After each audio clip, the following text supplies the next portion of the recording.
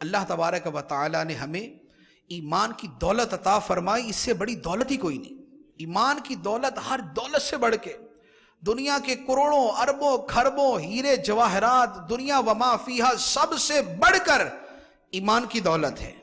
لیکن اس ایمان کی دولت کے جو ثمرات اور جو آثار اور جو برکات ہونی چاہیے ہماری زندگی میں، وہ نظر نہیں آتی۔ صالحین میں شامل ہونا، متقین میں شامل ہونا، خائفین میں شامل ہونا، محبین میں شامل ہونا، صابرین میں شامل ہونا، شاکرین میں شامل ہونا، متوکلین میں شامل ہونا، قانتین میں شامل ہونا، مخبتین میں شامل ہونا، یہ ایمان کے اوصاف ہیں کہ سر بھی جھکا ہے حضور اللہ کی بارگاہ میں، دل بھی جھکا ہے خدا کی بارگاہ میں،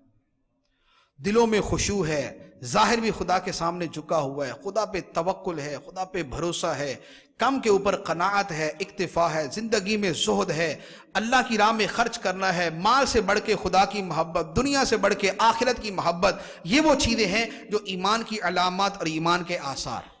اور جو محبت الہی کی علامات ہیں۔ اللہ تبارک و تعالی ہمارے ایمان کو ایسا تر و تازہ کر دے اور ایسا فریشنس اس کو عطا فرما دے کہ ہمارے ظاہر و باطن کے اوپر ایمان کا وہ رنگ چڑھا ہوا ہمیں بھی نظر آ رہا ہو، دوسروں کو بھی نظر آ رہا ہو۔ اللہ تبارک و تعالی ہمیں عمل کرنے کی توفیق عطا فرمائے،